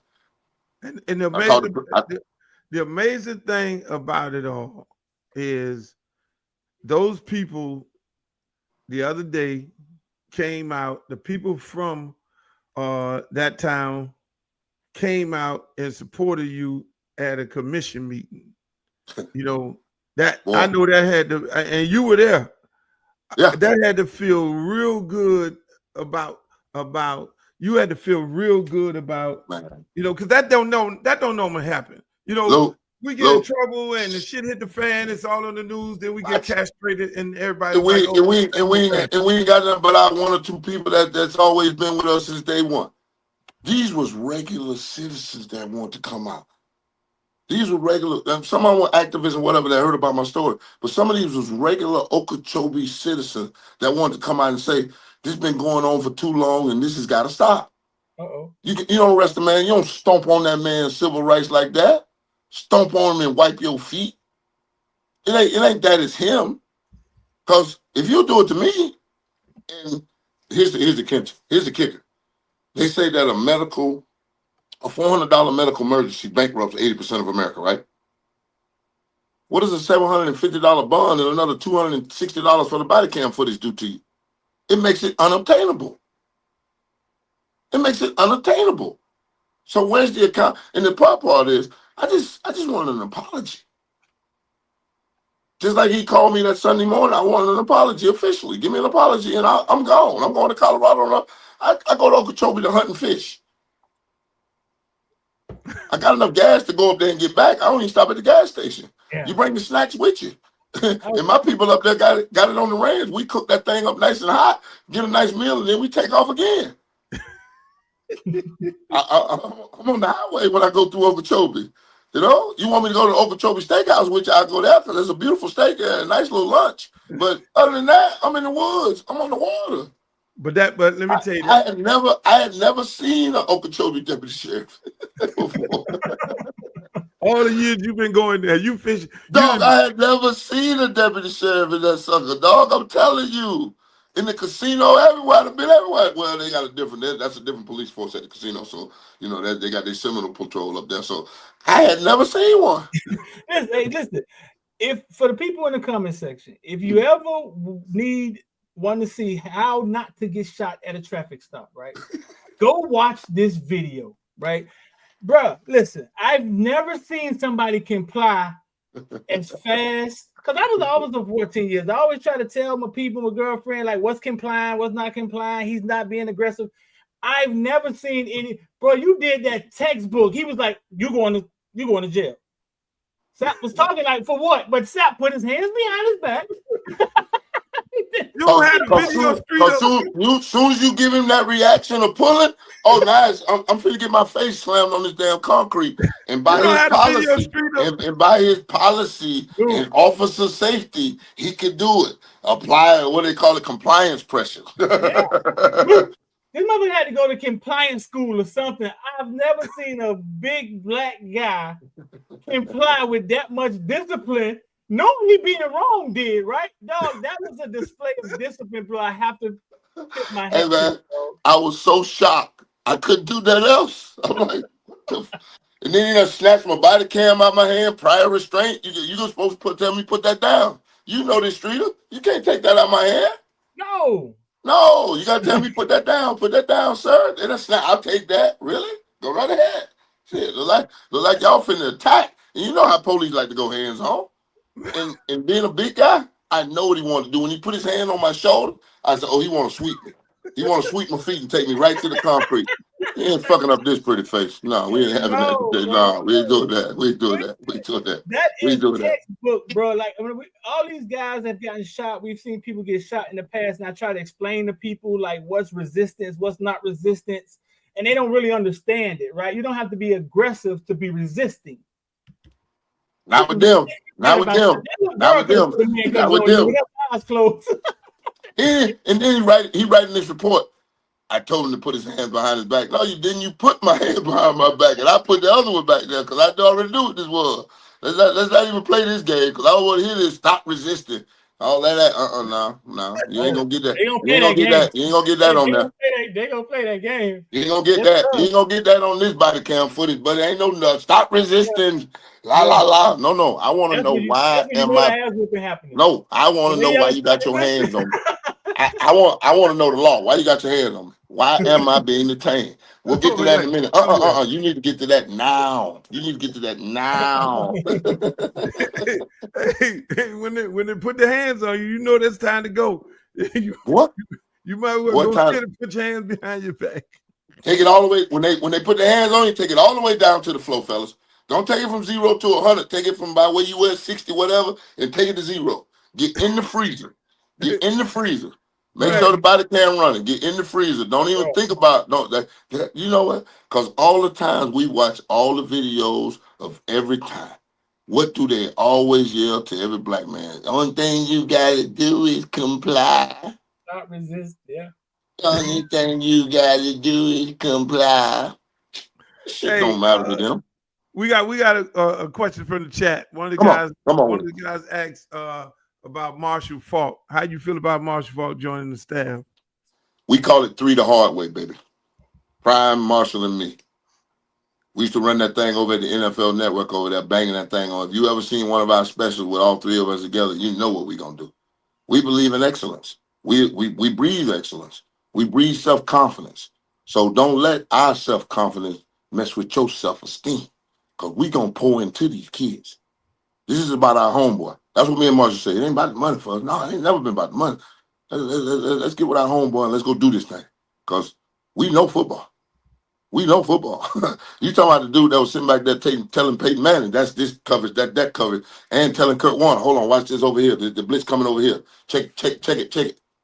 Yeah, we got weapons. Let me tell you, I think Prime is on to something, and like I tell people all the time, you know, I obviously have the luxury to be able to have conversations with Hall of Famers like you and EJ and Ray and other guys, you know, and I tell people that it's a different conversation when you're talking to a Hall of Famer than a regular football player. You know, it's like y'all are like mad scientists. I mean, it's a world of information that we've gone through a lot. We've gone through a lot. And the thing about the game, Luke, it's still 11 on 11. It's still about matchups, numbers. It's about matchups, numbers. That matchup there, when you get it in motion, you know, where's that hole in the seam and the different things you have to do and how people like to attack people in certain situations when they want to go shot. It's like a feeling in your bones that you feel, man, that's one thing that Deion has better than, boy, I've been around a lot of great players, but boy, I never played with him. This right here is a whole nother level, watching him with his instincts. Oh, and he told me, Daddy, that was my problem last year. You know, with that last season, I didn't act on my instincts, but I ain't gonna do that this year. And boy, he led us right to where we wanted to go. I'm talking about calling it. I had Tony Dungy. I've seen that prophetorial, you know, this is how we gonna win the game. This is what we need to win the game. And then Prime will take you to a whole nother level and tell you won't beat him by 10. You know, I want the scoreboard a certain way. You know what I'm saying? You know, we get crazy about it with him because, boy, I love him. I got chills, Mom, just talking about it, dog. I'm telling you, man, to be around this man, dog, I've been around some great ones. This one right here is a whole nother level. Nother level. That's a beautiful thing, man. Hey, we ain't gonna keep you too long because hold on. No, don't tell me I come on here. You got a time limit on the podcast or something? We got no time limit on you. Hell no. You out of topics. You out of topics. Tell me you out of topics. Tell me you out of topics. Or they closing the club over there at Streeter House. No. Let's keep going. Hey. So tell me about when Ray Lewis first got in the huddle. No. Tell that story. Tell these people that story. You know how full circle this is about to be, Luke? Uh-oh. Where am I coaching at right now? Colorado. That's where Ray Lewis got his first start. Really? this is the story I'm finna tell you. This is where we going. We playing Colorado. I think we ranked 5th and they was 9th or 5-7, something like that. There's gonna be a fight in the mountains. You know, marquee matchup in the mountains. So Rob Bass was our middle linebacker at the time, linebacker from New York. Bass had not hurt his ankle. Rob Bass, the rapper? Yeah, basically. That what he played like, the rapper, yeah. Hold on one second. Hey man, I'm on the phone with Luke and Streeter. I'm gonna call you right back when I get off this podcast. So Ray Lewis coming to huddle, still wet behind the ears, sores in the back of his head. And I didn't know this, but I know this now. Because he never told me this. And he never told any of us, and I know why. He had a stuttering problem. But I didn't know it, you know. Only thing I know, I got 52 in front of me finna call the huddle. Yeah, Ray Lewis, the young boy from Kathleen up there in Polk County, Florida, Lakeland, stood up in front of me and said, thanks to. And them niggas, no, don't laugh, man. I just told you the man had an impediment, damn it. That's why I told you this. Laughing. No, I'm not laughing at the stutter. We laughing at All right, good. You laughing at me telling the story. All right, cool. That's fine. Case 2, and they broke it. I looked at them fools. I said, get your ass back in this huddle. So they come back here. I said, you call this damn thing like a man. You kidding me? That motherfucker looked at me. He looked up at me, and I said, yeah, like a man. And he said, Case 2. And I said, there it is, swarm, ready, swarm. I said, there it is, let's go. And this was in middle drill, in the middle practice, you know. 20 tackles and an interception later, he was birthed on the scene. And we had a brawl and everything in the middle of Colorado. Me and Cordell Stewart were talking about it the other day when we was out there playing golf. Man, it's crazy, man. I'm telling you, dog, full circle for me. When I stood there the first time, I said, boy, I'm standing here in 2024, 31 years after we had a fight now. Damn, I don't even remember that game. You remember that brawl when they came across the field? Colorado? They had a brawl. They came across the field to get us. They ripped Dewey's helmet off. The Rock. I mean, my bad. Dewey. He ripped the Rock's helmet off. The Rock ran around with a big old afro looking crazy. They done ripped KP face mask off his. Kevin Patrick, the defensive line coach at the University of South Florida, ripped his face mask off. We in there fighting. I done saved Coach E 3 times. I'm telling him, get your ass on the sideline, man. Get out of here. Buffaloes came at us, dog. Came at us. Keith Jackson on the call. Yeah, dog. It was beautiful. Beautiful. Ray Lewis, first start ever. All this in one, his first start. In Colorado, wow. Yeah. Marshall Faulk tells a story on how he wanted to play for the University of Miami because his high school team were Canes. Oh, they were orange and green. They were orange and green, yeah. San Diego State came to Miami. You were there, right? And Marshall Faulk came to Miami in the Orange Bowl. Were you? Boy, jumped over the hurdle and hit the sideline and went up to sing. And if it wasn't for Darrell Williams, he was going to the house. Yeah, right. I was there. I think he put 128. They lost, but I think he had like 128 yards rushing. You ain't stopping Faulk. Yeah. You ain't stopping Faulk. Trust me. I didn't face him in the National Football League. You ain't stopping Faulk. You remember the play when I picked him up and slammed him? Yeah. They scored a touchdown on that drive. He come up to me and say, hey, man, you have to slam it like that. I said, dog, next time just go down. You tried to shake loose from me. My mama watching at home. When you shake loose from me, they go to talking crazy up in that booth. He said, yeah, you're right. I said, thank you. Damn. So you and Faulk over there coaching right now. You done pick the man up and slam him. And I know y'all had to have that story the first day he walked into the. No. The first day, we birthed game day morning for NFL Network. Right. Me, him, and Spiro Deeds. And Brian Highland came from HBO. So he was used to the fight game and the back and forth and the punch counter punch. And me and Faulk, dude, it was in the preview to the show. So Faulk come to me that Saturday before we had our production meeting that Saturday. He came to me and said, hey, man. I said, what's up, baby? He said, we good, right? I said, dog, you ain't got to never worry about us fighting on no TV, boy. We got to make sure black folks ain't look like we savages. You crazy? We're going to keep this job. We're gonna go out and tell them about football, and we're going to look at each other and growl, but that's it. We're going to go have dinner. We're going to go play golf. We're going to go do everything together. That's like my ace right now, dog. That's my dog. I go to his house and spend the night. He said, you got to do something for me. I said, what's up? He said, you got to talk to my mama. Wow. Wow. I had to get mom's approval, baby. So I know I'm good at the Funk House. I had to talk to mom before. I had to talk to mom before we did that show. He said, "You got to talk to my mom before." I said, "I got you, dog." He said, "Once she hear your voice and know she'll know what kind of brother you is." Yes, ma'am. Got on the phone. Yes, ma'am. What? I said, "I'm so sorry, mama, but I had to do my job because my mama got to eat just like you got to eat, baby." She said, "You know what? I ain't think of it that way, baby." Hey, tell me, how was it playing with The Rock? I mean, I didn't play with The Rock. I didn't play with The Rock. I played with Dwayne Johnson. We called him Dewey. Oh, that was my partner in crime. We cheated in practice because Ogeron was an SOB. I mean, one of the worst. And if you got reached in the 3 technique, oh my God, he berated you for 20 minutes just after we out of the drill and I went somewhere. Yo, still getting reached, you SOB, you candy ass. I mean, he would kill it. So me and him devised a cheat system. So if you in a 3 technique, if I say get him, Dewey, boy, are you ready for anything? I say anything. The sky is green. That's a reach block. Everything else you got to take. The double team, slip, scoop, everything else you got to play. But that reach, we going to kill that. And then when we went to pass rush drill, if I said anything out my mouth, get him, Streeter, and the street ain't even around there. If you hear my mouth, it's on first sound. Because that's the worst thing to get in the pass rush drill and first sound and you late. Everything else you got to handle. Everything else is on 1, 2 hard count, but we just didn't like the first sound and we didn't like the reach. And that's that was my partner that cried. We used to, boy. And one time I cheated I said, get him, Dewey. And it was a reach block. No, it wasn't a reach block. It was a slip. And I told him, get him, Dewey. The dude went slip, Dewey went all the way up the field, reaching to grab me. He wasn't even there. He turned and looked at me. I said, my bad. So wait up. You say Ed Orgeron used to say candy ass. That's the same thing The Rock says in the wrestling.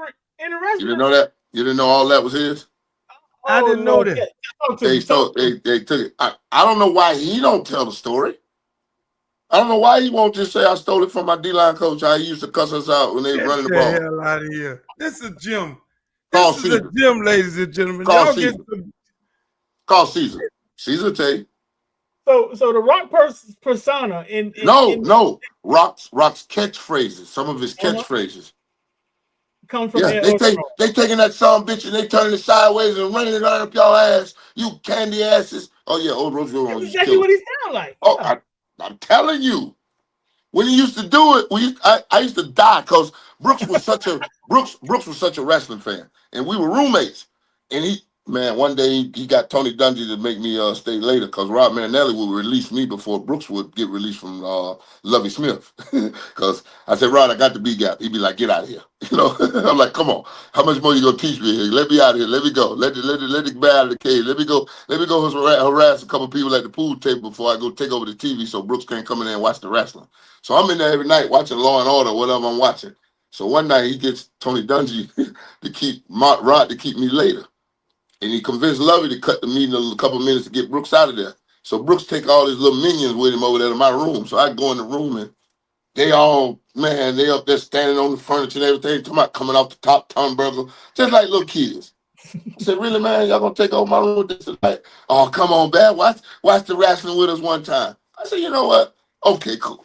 So I get in there and get me a nice little seat, pop me a frosted beverage. I'm sitting there watching. I'm in training camp. That's right. I get me a frosted beverage to lay this thing down. So I'm sitting there sipping me one. And I got to wait a whole 45 minutes for The Rock to show up, mind you. Now, he ain't the beginning act. He closes the show, right? I don't know this. I'm sitting there like, hey, man, when this Rock guy show up? You know what I'm saying? Boy, they came out there to tell me that now The Rock, can you smell what The Rock is cooking? I'm looking, and he hit that candy ass and some of that stuff. I say, I bust out laughing. And I mean, these fools is running around the room talking about the people elbow. They doing everything he doing, the whole 9 yards. And you remember old Teddy, the referee used to do like this here for the bell. Ding, ding, ding, ding. I mean, these fools. Oh my God! I've never seen grown men do this, do nothing like this about a show. And at the end of the day, I say that's pretty damn entertainment. If that's your thing. I'm the baby of 6. my 3 older brothers showed me that wrestling was fake, and it killed it for me. I used to go to the Eddie Graham Sports Stadium in Orlando and watch wrestling at the NWA with Gordon Soley right in front of me, and my brothers broke that thing down. Look at your boy Dusty Rhodes. I bet when he come out from underneath that thing, he's gonna be bleeding, and come back out, he be bleeding. Man, that's amazing. The man stole the shit from. He ain't steal it. He ain't steal it. He just put it on a different level. Because whenever you're in a D-line situation, we all family. You can steal it. You can take anything you want from each other, your brothers, and take it out there. Dewey just put it on the world stage. Yeah. He just put it on the world stage, and boy, it was entertaining, no doubt about it. Boy, the people's elbow and everything, and the eyebrow and all that. I mean, I seen it all. I was with him. I mean, and here was the best part. We say, Dewey, if you don't make it to the league, you're gonna go wrestle, right? He's like, you damn right. When Rocky Johnson, the flying drop kick, is your daddy, the Jimmy Superfly Snooker twins is your uncles. Come on. That's guy. What we grew. That's what we growed up to in the wrestling. Rocky Johnson, flying drop kick, and the body slam. Come on, and the flying snooker brothers off the top turnbuckle. That was our turn. So he had 2 shots at the money, man. Shouts out to The Rock, Dwayne Johnson. One time for my partner in crime. Yes, sir. Hey, let me ask you. I know you follow Hurricane football, even though you coaching at Colorado. What you think about Ruben Baines? How great you can, because at the beginning last year, people were trying to, they started comparing him to you or saying he could be somewhere in that league. And I know that's one of your He's got some wiggle. He's got some wiggle in his hips. But the first time I saw him, I was like, what? The thing that I'm more questioning is what position is they gonna put him at? Right. Where you gonna play him at? Because I always thought that 3 technique, you can't run from it. you can't run from a 3. I'm a 3, and there's no way you gotta put 2 hats on me. You gotta try to contain me because I'm finna get loose.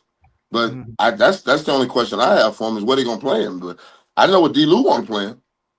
I know that. We done talked about it. I know he want to play him. So let's see if they go with the plan and see if he is receptive to the plan. Because sometimes these kids tell you what they want to do, and sometimes they allow them to do it. Yeah, and let me tell you, he took a vacation to Colorado. Yeah, my phone was getting lit up. They were like, "Don't steal the man, Sam." I'm like, "What happened?" I'm like, "Wait a minute. I left all my guns and my ski mask back at the crib. But what about who I robbed?" You can't have no victim. We're banging that man. Let him go. Yeah, I'm like, wait a minute, man. Y'all, the man trying to get some culture in his life. Y'all don't want him to do number Dade County. Y'all bad, man. Y'all bad. Let that man come out and have some Rocky Mountain oysters. He can't just eat conk his whole life. The man went to Colorado. My phone was blown. Man, stop. Hey man, I'm like, hold on. What are y'all talking about? The young fellow probably just went to go skiing with his girlfriend or something. Thank you. Getting a little culture in his life. He never left Miami. That man don't know what it's like to be north of Orlando, probably. The hell y'all talking about in western Tampa? The hell y'all talking about? Unless he on a trip with his team. Come on, y'all stop, man. My phone blowed up, Luke. Sam, I know you out there got him robbed. I'm like, hold up, man. I left all my ski masks, my robbery equipment at the house. Damn, I should have had it out. Hey. So here's the whole story, because I guess all kind of stories happen in Colorado. So the man goes out there on a vacation. Everybody think he's going to go see Colorado, Warren Sapp, and his uncle. And he's going to end up in Colorado with Prime and everybody. So Miami hadn't lost their mind. But in all actuality, he went to Colorado and came back with the D-line coach. How the hell that happened, Sap? How does that happen? This fucking Baines, what happened? I got the D-line coach. I got it. What happened was they got me to look left and took my man off my right. Y'all wrong for that shit. That's all I'm gonna say. You ain't had no ski mask on, but that boy from Dade County, Baines, went there with his ski mask and came back with the D-line coach. I know. Listen, Luke, dog. When Baines texts me back, I say, Baines, where you at? You getting on the plane, From where? Colorado. So the fact that he was in Colorado. No, that's a lie. That's a lie. There's no way Toba Bain hit the state of Colorado and didn't call my phone. No, chance. this Lil Bane. I'm talking about. Oh, Lil Bane. I thought you were talking about Big Bang. I would say, hell no. Y'all tripping. Luke, after he texted me, I realized how psychotic fans are because this man has no fucking clue what's going on. Me either. You hit me. I'm like, what you talking about? I'm sitting on my couch, my dog. Who am I robbing? Who that stuck the gun to? I just left it alone. Man, enjoy your trip, man. Right? Come on, you Streeter. You know damn well I wouldn't have did nothing like that without calling home. Come on now. Right. Because I'm gonna make sure everybody that's involved with the baby know that he's gonna be taken care of. This ain't gonna be no innuendo, back door steal. I'm gonna let you know I'm gonna come through the front door. QB Killer, I come through, see about it. If I'm coming to get him, I'm coming to get him. I'm gonna let you know I want him, and I'm gonna come get him. Uh-oh. Period. Oh my God! So don't play with me while no innuendo and make me excited about something that you don't do that. Don't do that. I'm good. Everybody good with their head. Just leave it at that. Let's stop the madness, man. I'm not here to steal nobody. If you want to come see Big Boy, it's real easy. Just make a call, say, Coach, I'm on the way. And I call my guy and say, we got room for the big fella for me. And hey man, hey Streeter, this dude Sap. Hey, See, everybody all go ahead. One of the gifts to college football Colorado has gave is well off media. Because what it does, it whitewashes everything. Like they can come out and say Colorado is doing this and they fighting in the locker room, but well off media just shows you it's wide open. Yeah. When I went in there and signed that deal, I said, wait a minute, man, I don't get a cut for this? No, you're a public employee with no expectation of privacy with a duty to report. You didn't read the fine print. No. But the thing about it is, like when I went up and did my little interview and they was asking me about my D-line, and I was like, they're different caliber. And the way we talk about caliber is a 38, a 40 cal, a 45, 9 millimeter, a 30-yard 6 bullet, They're like, oh, they got a gun culture in Colorado. Wait a minute. Columbine didn't happen here. The theater shooting didn't happen here. The super shopper didn't happen here. That's a gun culture in this damn state, but not at this university. And damn sure ain't in this locker room. We ain't playing that. We don't play that. We dads first and foremost. Yeah, how could you possibly think that I was talking about shooting bullets at North Dakota State quarterback? Literally. What? Stop it, man. A simple metaphor. You got a Southern player here, baby. You're going to hear a lot of rhymes when you get me in front of that microphone. Don't trip. Ask me what it means if you don't know. Because we was in the locker room and we was up against something and these kids got all kind of wild saying. I'm going to give y'all another one after this one. So we were sitting there and Coach Legit walked up on the DBs, and I'm always over there by the DBs because the front and the back end got to work together. So I'm going to make sure my boy's on it. So I'm over there at the DB. Coach Legit come over there, the receiver coach. Tell me which one of my receivers was strapped. Like, strapped? I'm thinking like, strapped. I'm like, what? Here they go with this shit. That's why they be talking about this. So I said, no, don't get excited. Listen, learn something. They talk different. I leaned in. So the DBs all slapped each other. Who got that strap put on them? Who got that strap put on them? They talking about it. And they gave him a name. He walked off. He had the name. They walked off. So I walked up to my DB. I said, okay, who got the strap put on him and what the hell is the strap? Cause me, I'm like the cool uncle. They don't look at me like coach like that, he ain't ready to tell shit. We just gonna have a discussion. We gonna sort it out like me to be on my way. Ain't no reason to bring private in this. I saw it. Now let's talk about this. So they look at me and say, oh, that's who we locked down, coach. I said, oh, all right. We call it lockdown. They call it strapped up. Strap. Who got the strap? They call it strap and they put the seatbelt over him. Luke, strap him in. Hey, man. A reporter wrote a story about gun coaches being strapped. No, and then that's what I'm saying. Like totally out of line.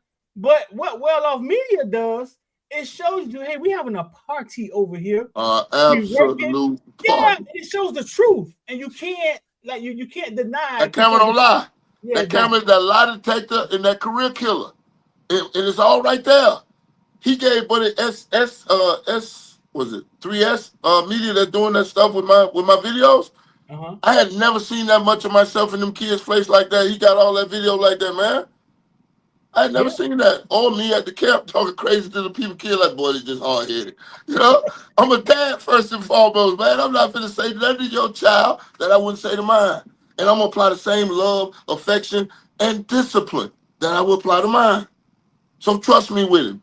I promise you he's gonna come out a better young man. Cause I done been through so much shit. I give him a playbook how not to do this.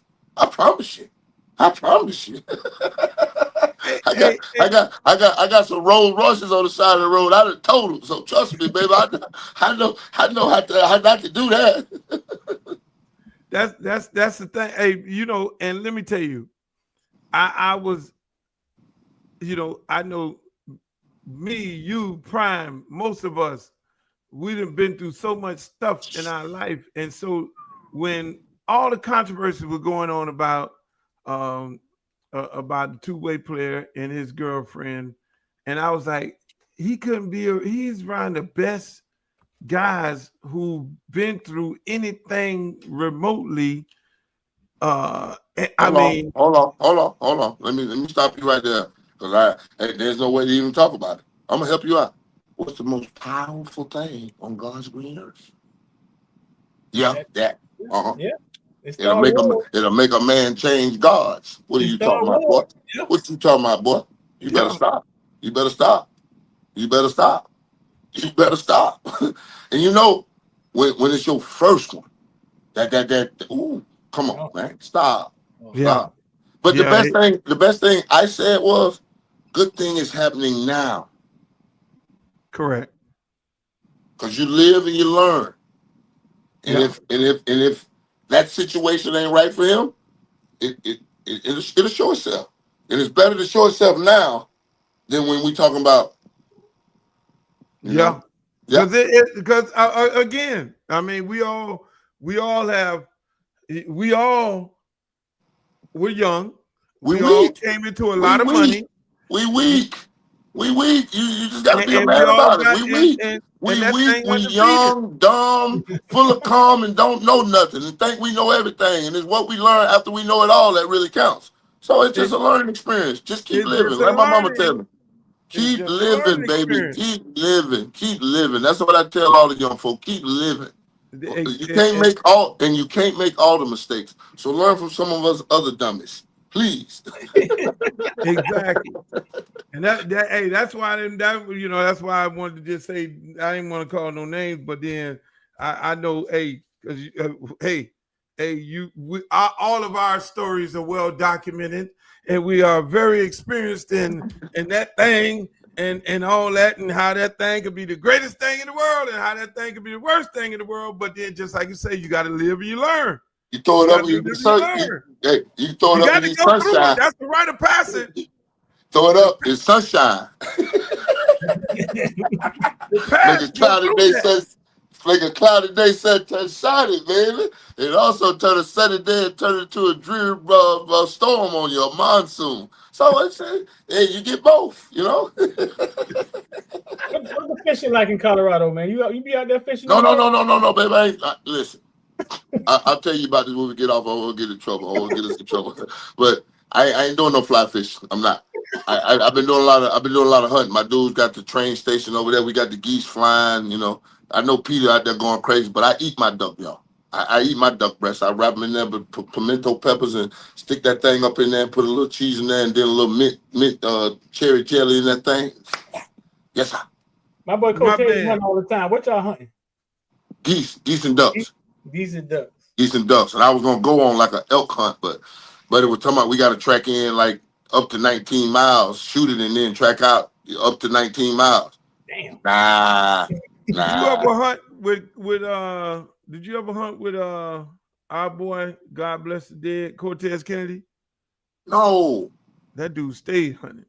No. That's one thing me and Tez didn't. God bless his soul.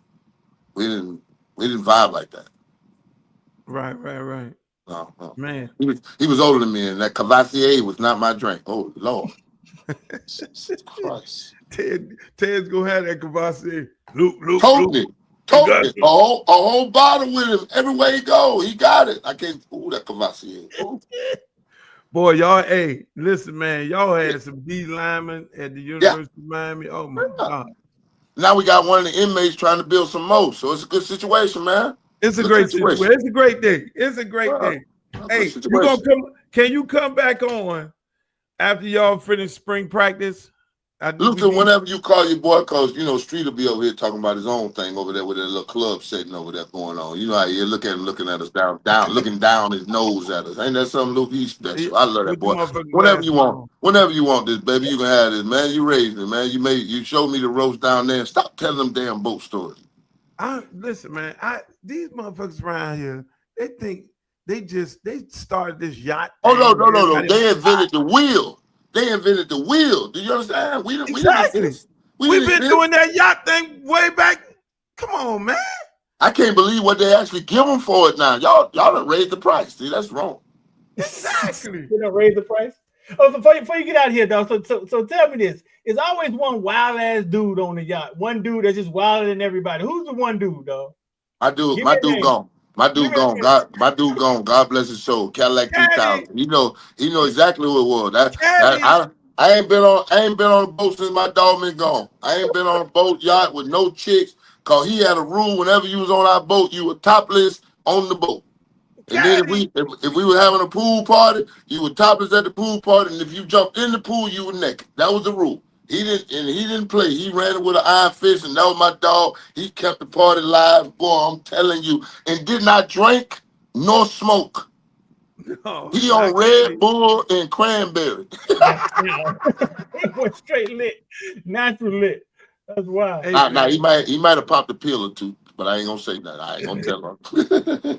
Hey man, hey, I appreciate you coming on, my brother. Every time, my brothers, I love y'all too, man. Y'all already know what it is. Hey, Streeter, you ain't got to be on the phone. You can say bye, man. You ain't got to do it like that. Big dog, man, you know I got love for you, man. You know I got love for you. You look like you over there at Pitt. You got like over there at Playhouse right now. If that sports thing went on the wall. You let me put that video out there. The worst. I was like, this is the worst arrest ever. This is the worst arrest y'all ever gonna see. Nobody ain't gonna be able to dispute this shit. No. Did you see what they did to the two little black boys that was walking down the street a mile and a half from where somebody had an armed robbery and the boy had potato chips in his hand? And the cop told me, I just want to talk to you. And the man's like, I don't want to talk to you. He kept walking down the sidewalk. And he eventually jumped on him and grabbed him. Three of them jumped on him and grabbed him. His other friend recorded. The mama come up there. They told me some, she was like, who detained him? He was like, I did. She was like, just you? He was like, yes, ma'am. She's like, what's this picture right here? Look like three of y'all on it. He's like, I mean, I'm like, what the lies about? What the creative writing about in the damn report? That's exactly what it is. And then the mutant of the body cam. What you doing? Mutant. What you doing? What you doing? Hey man, that's like me going to the football game, jumping outside, assaulting the quarterback and be like, what penalty? What y'all talking about? That's how I get down. No, that's not how you get down. Hey man, hey, we appreciate having you, my brother. I love you, brother. I love y'all, brother. I'll see y'all soon. I'm coming back to South Florida just for some of them Show Enough oysters. If y'all have not seen Show Enough oysters in Fort Lauderdale, they put a whole lobster claw on top of the oysters. I gotta go there. They put a whole garlic crab there on top of that thing, cook it, and then put two whole Show Enough oysters out there, y'all. We need you to go on CNN, take over for Anthony Bourdain, and go to these places because I just follow you. You know what? God bless his soul. God bless his soul. Anthony Bourdain and Heidi White, when he had that go all over the world with the sports thing, that used to be my dream of having a sports show or a fishing show. It Coach now. I'm gonna have to change my thing down there. They're gonna say Coach Sapp from now on out. There's no more QB Kill. I buried him. We're going to put Coach Sapp down there from now on out, baby. That's what it is. The kids done convinced me, and I like it. Hey, man, we love you, my brother. You got, Luke. He love it. Look at him. I love it. I love it. I love my dog. Oh, man. Hey, Streeter, we got Jim's. That was Jim. We got Jim. That's the greatest interview ever. Somebody said, man, this is the greatest interview ever, man. These people was texting me, man, like they was at the house having orgasms or something, man. They enjoyed that, bro. No, They man. Hey, enjoyed that, man. that's how interviews supposed to be, man. You get on with people, you know, like minds. That ain't all politically correct. Ain't all trying to be all structured and shit. Ain't no time limit. You know what I'm saying? I was like, hey, man, you know, I know you got to go because, you know, I know people be important. We don't be wanting to hold people up, but then, you know, then you get like, hell no, motherfucker, what you talking about? We ain't going nowhere. We're going to be on this bitch all day. You know, so, hey, and that's what you get. And I mean, and both of us, we ask beautiful questions. We, you know, from different spectrums in life. I mean, because again, I mean, that's a beautiful thing, man. Shit, that was the whole shit. I don't know how many hours we were on here. That's a hour 40 right now. An hour and 40 minutes. And we had I got a whole list of shit on here that we ain't even ready to get to. Talk about none of that. Nah, that was great though, man. We were getting ready to get into the Super Bowl halftime and all these new coaches at Miami and Jimmy Butler. Fuck all that. We got a gym. Yeah, fuck Jimmy shitting on himself. Who wants to talk about that? Who wants to talk about Jimmy? No, not coming after that. Not coming after that. Just like, Ross say, that thing was very organic. You're right. I mean, hey man, that was classic. That was a freaking classic interview, man. But let me just say this, Streeter. Let me say this, man. We're gonna have more interviews like that. This shit is gonna only get better. It's only gonna get better. But before we go, I want to ask you, how did you really feel about the halftime show with Kendrick Lamar? When you saw it, were you one of the people saying, oh man, this shit ain't good, man, he ain't sing half of the songs? Or did you actually get it? Or you was in one of those parties where you really couldn't understand what was going on because people were all in your ear and shit, and then you came back and you looked at it and you was like, oh shit, this is a fucking message, and it's a moment. You got a moment because I explain it to you. In that moment, because I'm an artsy dude. Like people don't understand. I created something. My creativity is what Footballville was. Like, you know what I'm saying? So I'm an artsy dude. And in the moment, like the first 15 to the first 10 minutes of the performance, I was like, I don't know if I ever seen this before. Like it was just art, right? It was like watching creativity without all the artificial stuff. But what was more alarming and satisfying is that Jay-Z, who's been in that spot for maybe 4 years, right? 4 or 5 years, however long he's been there, got a shot to sneak an artist from the culture on the fucking biggest stage, in the biggest stage, the Super Bowl. And if you were a hip hop fan, you knew Kendrick Lamar was going to get up there and be Kendrick Lamar. Like you knew it wasn't about to be a bunch of naked girls dancing and a bunch. It was from the culture. So Jay-Z saw a soft spot where it was like he has one of the hottest songs in the country, one of the hottest stories in the country. Jay-Z's from the essence of hip hop, New York. He's from New York City where hip hop started.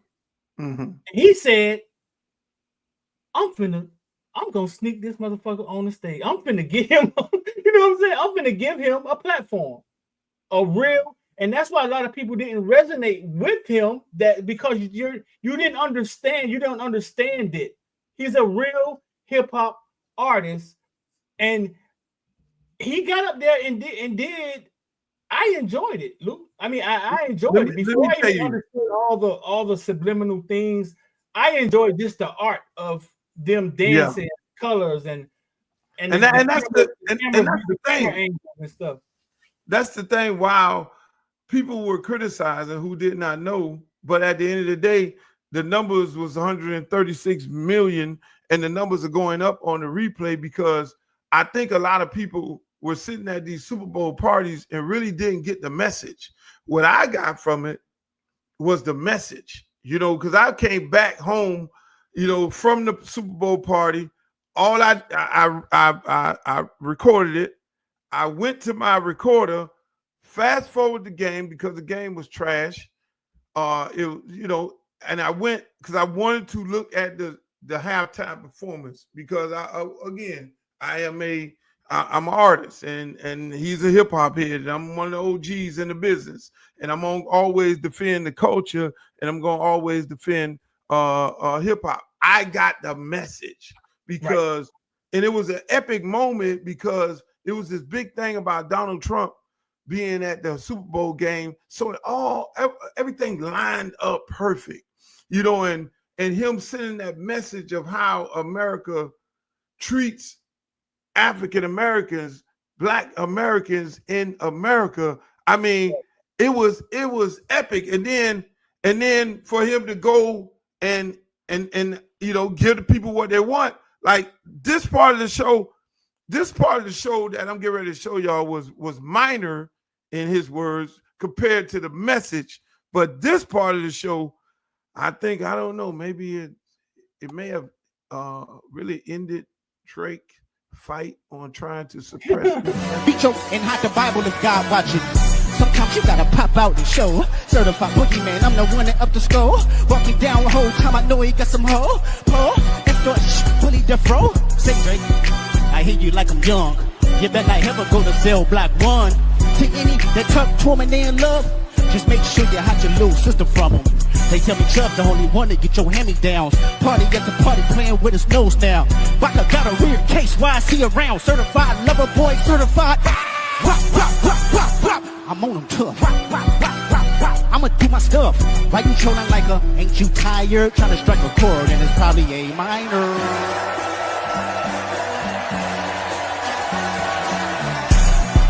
They not like us. No. They not like us. No. They not like us. What?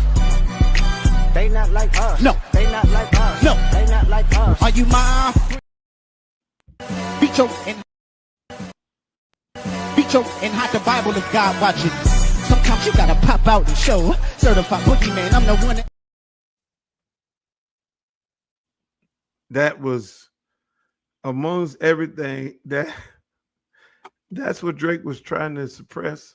But I came to this conclusion because I can't be a part of the fan base because I was sitting there one morning saying to myself, I'm one of the OGs in this business, and there were OGs before me, and I looked up into the business, and I think he killed this thing, sung the song. I fucking love Kendrick. I said I probably need to step in here because it don't seem like there's no adults in the room. You know, he sung the song on the biggest stage in the world.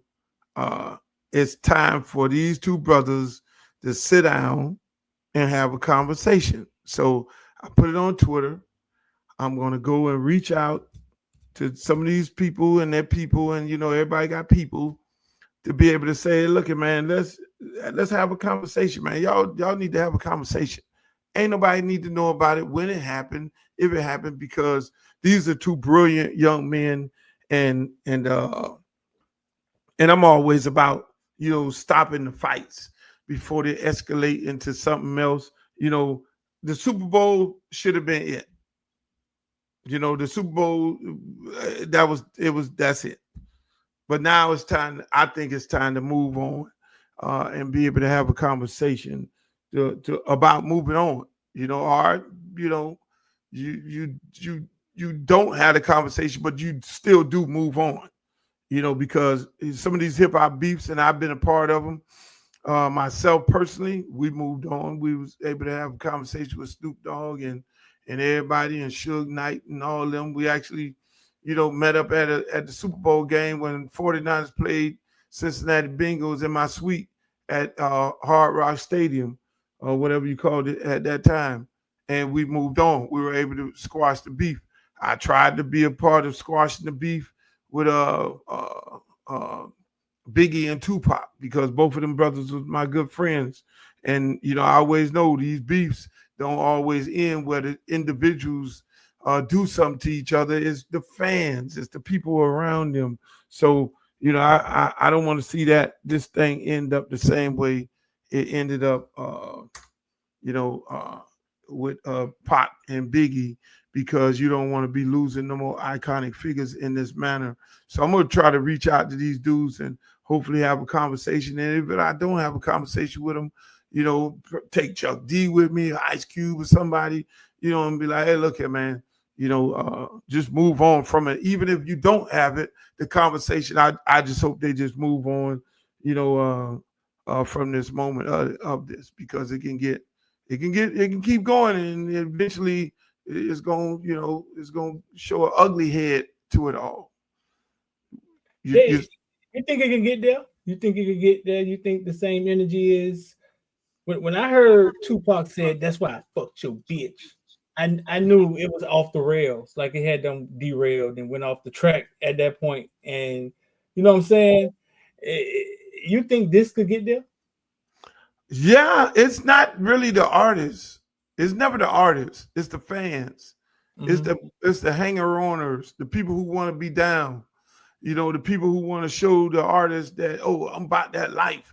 I drink gas, die for the team for you. Shouts out to Coach Ice, who's going to retirement. I got that line from him. I couldn't be saying it without, you know, giving him his props. But it's the guys who be around. It ain't never the artists. It ain't never the artists that do something. I mean, same situation with Rick Ross and when he went to Canada, and you know, and some of Drake fans and goons or friends or whatever it may be, you know, attack them over there. You know, it's never that. It's not the artist. The artist ain't gonna get no fisticuffs. You know, it was one time where Puff Daddy and Drake had a big falling out at Live nightclub where he broke Drake's arm. I mean, that's you know, that don't happen too often. Where it's actually the artists, always the guys who are around, and I think it could get to that point if it don't stop. You know, this thing been lingering on and on and on, and then you know when something bad happened, then it stops. We don't want that to happen. You know, and I hope these guys can squash it. They can have a conversation, you know, and be like, hey, look, it's all love. I mean, let's keep it a buck, man. I don't know how many Drake, arguably, out of any artist that I know, have put on more artists by doing features than any artist in the business. You know, this using his heat and his hotness by, you know, putting dudes on. I mean, you know, showing up in videos and, you know, and stuff like that. So, you know, it's a sad thing. A lot of them people ain't coming to his defense who he done put on and gave jugs and made and blew up. But at the same time, you know, enough is enough. You know, goddamn, what we gonna do? I mean, that's it. We've did the song on the largest stages in America. The world knows about it. It's sung. Everything else. Hey, look, Drake done bodied some people. He done body Meek Mills and bodied some other people. You know, okay, they've been able to move on from that. You know, I think they probably even did something together. You know, Drake got bodied. You know, and you can get bodied. Mike Tyson got bodied. So that's what happened. You know, and beefs and battles and things like that is a part of the hip hop culture. But you do move on from that. You know, you learn from it, you move on. You know, if you want to do another diss record, that's fine. But at the same time, you know, when you're not doing any more diss records, then you need to move on and have that conversation and chop it up, because a lot of young people are looking at these guys.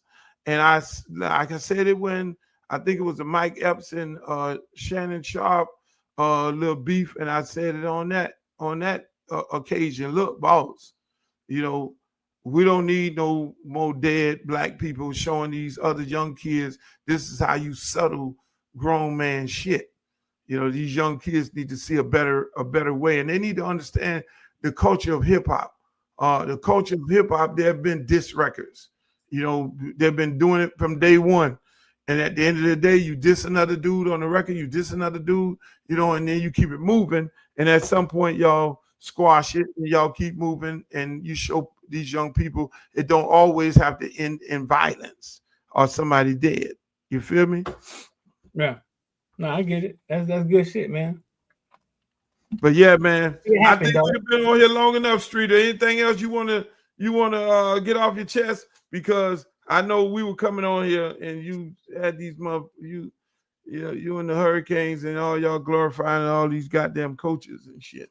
I'm just saying, shut the fuck up and coach. Shut the fuck up. They just shut the fuck up and coach. Give me some W's, get in the playoff. I ain't trying to hear about no coaches. I ain't trying to hear about who you took from somebody. I ain't John Ruiz and all. No, fuck it. Shut the fuck up and coach. Shut up and coach. He got a good one yesterday, though. He got a good one yesterday. A good who? What? He was a bad coach. Okay. Will Harris. They took Florida's #1 recruiter. Okay.